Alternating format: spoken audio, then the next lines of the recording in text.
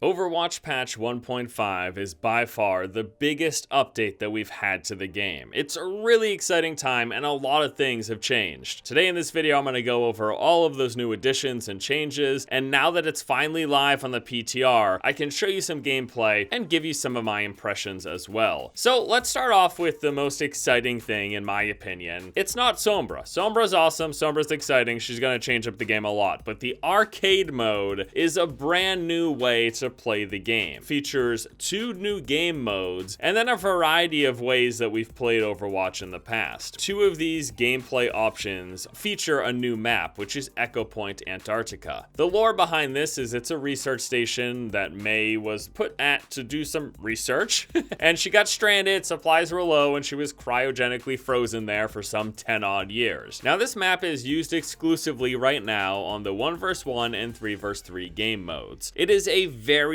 small, compact map that also has no health packs, which is going to play a big role in those new game modes. It features 2 levels and 3 main corridors, a center and a left and right side. There's plenty of places to line of sight the enemy, as there's all sorts of bridges and walls and structures that you can hide behind, but there's also a few places where a character like Hanzo or Widowmaker can certainly shine. So that's a basic overview of the map. Let's take a look at the new modes. Starting off with Mystery Duel. This is a 1 vs 1 game mode where at the start of the match, a hero is randomly selected and both players have to play that hero. It is a mirrored duel. The match then starts and the players attack each other until one of them is dead. This is repeated in a best of 9 fashion, so the first player to win 5 rounds wins the entire match. Now, as we mentioned, there are no health packs on this map, so unless you're playing a hero that can heal, these matches can actually go pretty quickly. It's also worth noting that in Mystery Duel, Lucio and Mercy, they are not an option as one of the random heroes, so it's 21 heroes instead of the total 23 that can be randomly selected. I found this mode to be a lot of fun and a great way to sort of hone your skill on multiple heroes. It's also a great way to test your mettle. Now right now you can't specifically choose someone to fight against, but eventually Mystery Duel is going to be an option in custom games, and I think it could bring about a lot of fun situations where you can challenge someone to a 1 vs 1 duel to really see who the better player is. What I've most enjoyed though is the next one, which is Elimination. This is a 3 vs 3 game mode. There's no hero swapping, so at the start of each round, each team of 3 picks their composition and the match begins. Now once more, this is also on Echo Point Antarctica, so as such, there are no health packs. At no point are there health packs on this map. There's also no respawns. So this isn't just a smaller version like deathmatch of the typical gameplay in Overwatch. It is a 3 vs 3 elimination round, seek and destroy. If you die, you're dead for that round. Unless of course you bring Mercy, who can resurrect. It's such a unique and different way to experience and play Overwatch, and frankly, in many ways, I kind of like this more than traditional competitive because more emphasis and more weight is put on individual skill. When you have constant ultimates and when you have infinite respawns until the match is over, it puts less emphasis on players playing well and getting kills and not dying. But in a 3 vs 3 game mode where if you die, you're dead for the round, it really requires everybody to play smart and tactically, and once more, it emphasizes individual skill. Strong players will shine here. Strong players can carry. We of course still have this rock, paper, scissors notion that is Overwatch, but still, skill shines here, and that's what I love about Elimination. It's a really exciting feature and addition to the game, and I think that it could go a long way. I think that Elimination may eventually be one of the premier ways to play Overwatch competitively. We'll see how the community latches onto it. Next up in arcade, we have the All Brawls option. This is a hopper of popular past brawls. When you queue up for it, a random option is chosen from, I believe there's 13 total at the moment, but popular ones like Super Shimada Bros, Tank a Lot. So some of the best brawls of the past are all tossed into this All Brawls option, and as such, the weekly brawl has been eliminated. Now they do plan to update the arcade to add new brawls over time, and if there are ones that people really like, they'll probably get rotated into this All Brawls option. We also have Mystery Heroes, which was a past brawl as far as I remember. Standard 6 vs 6 gameplay. Everyone is randomly assigned a hero at the start of every respawn. And then finally, finally, we have the no limits arcade option. This is the old quick play with no hero limits applied. It is the old quick play because new quick play is competitive without the competitive points. It's an option for people who want to practice the same sort of style of gameplay, but without, risking losing competitive points. So it's a great way to, for example, to warm up for an afternoon of competitive play. People were getting pretty upset about this change to quick play, but frankly, no limits is probably going to have a decent audience and player pool to it. And I say that because arcade, beyond having all the stuff, also rewards you with packs. Every few wins, you get a brand new pack, up to 3 packs a week. And then also, whenever they introduce a new game mode to the arcade, a pack will be rewarded there as well. So that is the arcade, that is the new map. Let's finally talk about Sombra, obviously the one of the bigger additions in this update. Now, I've already talked about her pretty extensively in a past video, and I do have some future coverage I plan to do, but just as a quick recap in case you haven't caught the message, Sombra is an offensive hero, 200 health, and she focuses on her mobility and invisibility to try to surprise the enemy. She's got an SMG with 60 rounds and a moderate rate of fire, but she doesn't have any other damage options, as the rest of her kit is utility focused as opposed to damage focused. First of all, her hacking ability, which is her alternate fire. With a 1-second channel time, it disables enemies' abilities, certain ultimates. It can lock out health packs from the enemy for 60 seconds, which, by the way, you can lock out multiple health packs at a time. And she can even do stuff like disable Torbjorn's turret. On top of her hack, she has got a translocator, which is a great mobility skill for her. She can toss it a moderate distance and then reactivate it to teleport instantly to it. Her next ability is the Thermoptic Camo, which turns her fully invisible for 6 seconds, but it can be broken by damage or if she takes any action. And then finally, her ultimate, one of the best parts of her kit, EMP, that disables all shields and barriers in a large radius, similar to that of Mei's ultimate. It also hacks all enemies hit. She's obviously a big deal. She's obviously going to change the game up a lot, and we'll be talking about her quite a bit more in the future. So that pretty much does it, guys. An overview of patch 1.5. Once more, this is by far the biggest update to the game, and the arcade mode with the mystery jewel and elimination.